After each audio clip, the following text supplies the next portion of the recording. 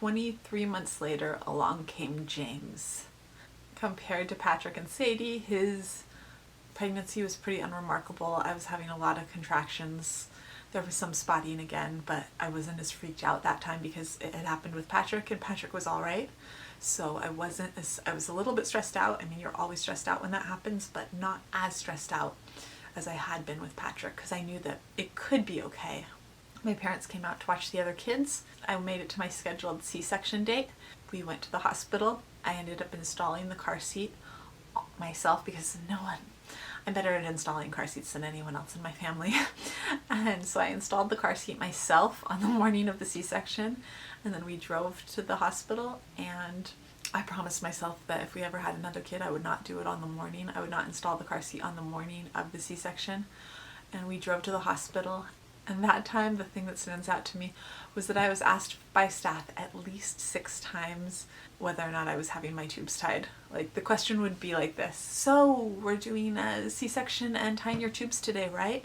And I would say, C-section, yes, not tying my tubes. And then the next person would come in and they're like, okay, so C-section and tubes tied today? And I would correct them, and then the next person would come in. My doctor knew. My doctor knew that it was against our religious beliefs and that I would not be having our tubes tied, but at least 6 people asked. And then at the last minute, my doctor comes in, and the school is being accredited that day, and he might not be able to do it, the C-section. Don't worry, this other doctor who I've never met before is going to do it. She's great. He leaves, and then he comes back in and says he can do the C-section really, really quick right then. And so we went back to the OR really, really quick, and he delivered James, who is our smallest baby at 21 inches and 8 pounds 8 ounces.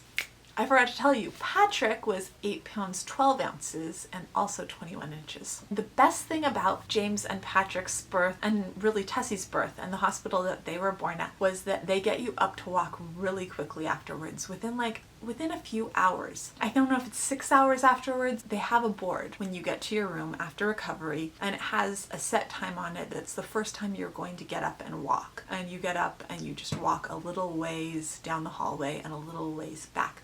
And for me, getting up and walking very soon after having a C-section has always made recovery much easier. And you get up also to walk to the bathroom instead of having a catheter in for 24 hours, which is what happened at the hospital in California. You would have the catheter in for 24 hours. At this hospital, they'd take it out right away. You'd be up and walking to the bathroom within like 3 hours. And I definitely prefer that. And I definitely prefer being up walking around pretty soon after the surgery because it, to me, made it seem like recovery was faster. With Patrick and James, Paul was working nights at bars, and so he would be gone at work at night while I was in the hospital with the baby. Honestly, it was fine. My recoveries with them weren't bad. I was up getting the baby out of the bassinet and carrying the baby back over to the bed and nursing them, getting back up, putting them back in the bassinet, changing diapers. I was up doing things pretty much from the first day. Our hospital didn't have a nursery for the last 2 babies, and none of our babies ever went to the nursery, only just because I didn't really need it, and I probably could have used it with Sadie, but with Sadie we were in pediatrics, so it wasn't an option. And with the other 4, I just really didn't need it. And so it was just easier to have them there with me. And James was just an easy baby, and the recovery with James was pretty easy. I was at swim lessons the day after I got out of the hospital. My doctor there usually kept me in the hospital for 4 days, and I think that was because he knew when I got home I was gonna have little kids all over me, climbing all over me, and so he kept me there as long as he could, just so that I could heal as much as I possibly could, because he knew what it was gonna be like as soon as I was out. After I got out, on day 4, I was at swim lessons with Sadie. We went to a horse show. I was pretty much up and around. I remember a few days later going to a Halloween parade and thinking, okay, this is a little bit too much. I need to take it a little bit easier. I was pretty much up doing things right away after James, and it worked out really well. And it had to work out really well because Paul was really busy between work and studying, and I had all these little kids by myself, and Maggie had all her therapies by then, so things were already a little bit more hectic. hectic at that point. Patrick had therapies too. Patrick was in speech and stuff like that, so things had already started to get just a little bit more intense. Kids are taking a bath over there. You might be able to hear it. So then last, our closest two together are James and Tessie. James was born in October 2014 and Tessie came along in June 2016. They're only 20 months apart. They definitely act like it. The pregnancy with Tessie was tough, just physically wearing on me. I didn't get a flu shot that year and I ended up hospitalized with the flu and a bladder infection. I was discharged and I told them that I thought something was wrong, and 3 days later I was hospitalized again, this time for 4 days with a kidney infection that just wouldn't go away. I ended up being on antibiotics for 6 months. It was really bad and anytime I missed an antibiotic it would be really, really, really bad. And that was pretty much my pregnancy with Tessie. It was not fun. It was not a fun time. I felt pretty awful the whole entire time. But I went into the hospital really, really ready to have her. I was ready to not be pregnant anymore, and I was ready to meet her. And so we got there, and when we got there, we found out that we had been assigned a woman who was part of the administration at the hospital, and that she was going to be following us along that day to see how the flow of the hospital went. And so the funny thing about it was every single nurse and person that saw her basically said to her, this is not a typical C-section mom. This is not typical. Because I'd done it 4 times. So basically I just went in and I wasn't stressed. I wasn't nervous. We had done it so many times and it was all really familiar. The only thing I was nervous about was getting another epidural.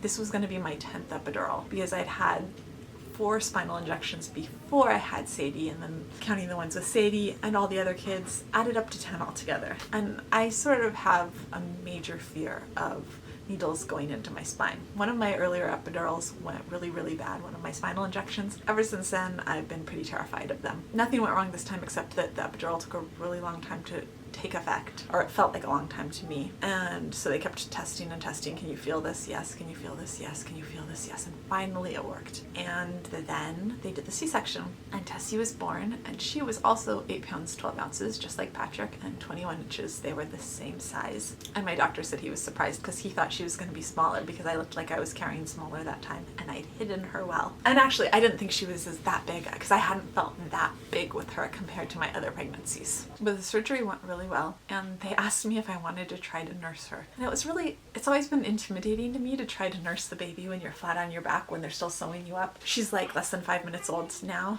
and I said, sure, this time, what the heck, I'll try it.